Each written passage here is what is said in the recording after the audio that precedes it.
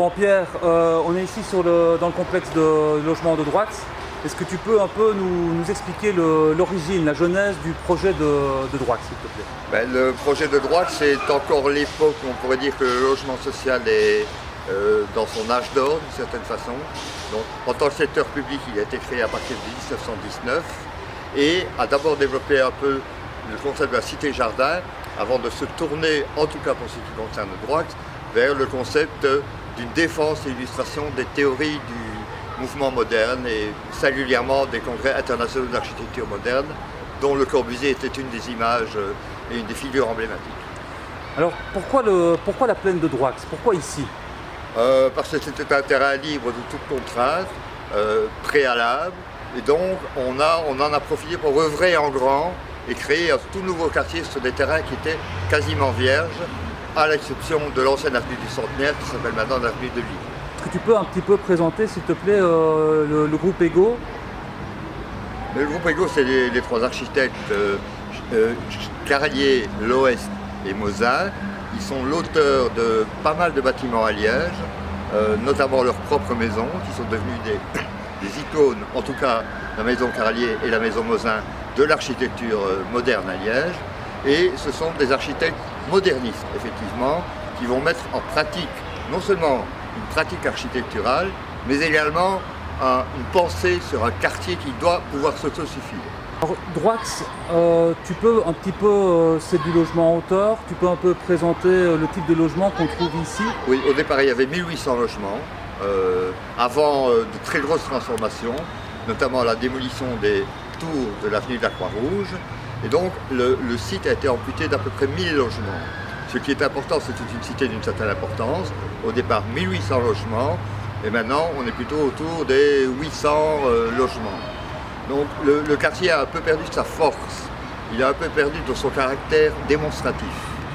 Il faut dire que les immeubles de l'avenue de la Croix-Rouge étaient beaucoup moins soignés que ceux que nous voyons ici. Ils sont des immeubles d'une élégance et d'une technicité assez intéressante.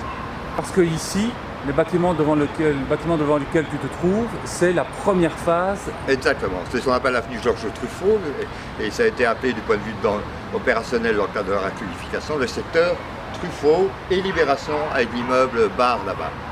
Il y avait auparavant deux grandes bars qui totalisaient 480 logements, qui avaient la même typologie que Libération, l'immeuble Libération, et qui ont été démolis pour une raison un peu mystérieuse. Il faudra aller lire les comptes rendus du conseil d'administration de la Maison Liégeoise pour comprendre pourquoi on a détruit ces immeubles-là. Pourquoi Rouge est beaucoup plus documenté.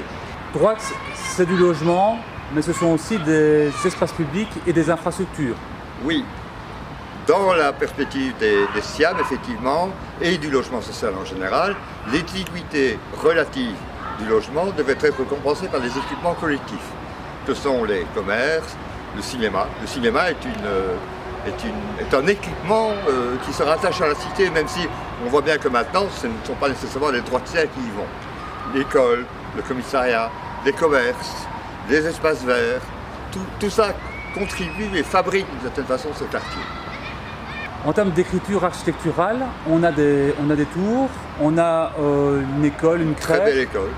En termes d'écriture, tu peux en dire deux, trois mots? On est dans la défense et l'illustration des théories architecturales et urbanistiques, mais on parle plus d'architecture maintenant, architecturale de ce qu'est le mouvement moderne, c'est-à-dire un grand mouvement progressiste dans l'histoire de l'architecture, même s'il a subi une forme de discrédit plus tard, sur lequel il faudrait peut-être revenir pour comprendre pourquoi, à un moment, ce mouvement qui était avant-gardiste a commencé à être décrié.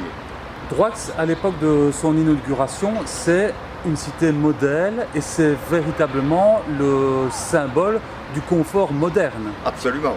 Il y avait notamment un élément incroyable au moment où la cité, comme on dit, a commencé à être construite, c'est que nous avions 100% de salles de bain dans les appartements et 100% de chauffage central, alors que le parc privé locatif habituel était dans de pourcentage bien moindre. Donc ça aussi, ça contribue à l'image de Droix comme une cité moderniste. Ce qui est aussi fantastique dans Droix, c'est la question de l'intégration des œuvres d'art. C'est absolument fondamental, parce que c'est une tendance qui traverse un peu toute l'architecture, on le voit encore maintenant, c'est Ça fait partie aussi du message moderniste, et c'est pas un hasard si les œuvres ici que nous voyons sont des œuvres abstraites, parce que effectivement l'abstraction en l'occurrence colle très bien à la modernité de l'architecture. Alors il y a Bury, il y a Rhett, il y a Collignon, ce sont des grands artistes qui ont œuvré avec des architectes, et on pourrait même dire que dans le cadre de la requalification qui s'est opérée dans les années 2000, on a eu aussi l'intervention de Jean Glibert, un architecte, un coloriste assez célèbre, en tout cas dans son domaine, et qui a travaillé avec l'architecte de la requalification, Daniel de Thiers, pour venir intégrer des œuvres, des ventelles qui ont une fonction utilitaire, c'est-à-dire maintenir les plaques d'isolation, mais également une fonction esthétique. Droix participe un peu à l'image de la modernité à Liège. Comment est-ce que la cité de Droix et ses équipements est réceptionnée dans la presse architecturale de l'époque?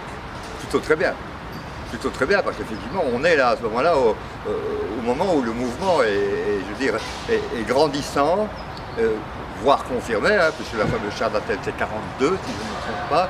On est là une quinzaine d'années plus tard dans la réalisation de cette utopie moderniste, mais on ne va pas s'engager sur le sens du mot utopie, mais en tout cas dans la réalisation concrète d'une pensée sur l'architecture et sur la vie.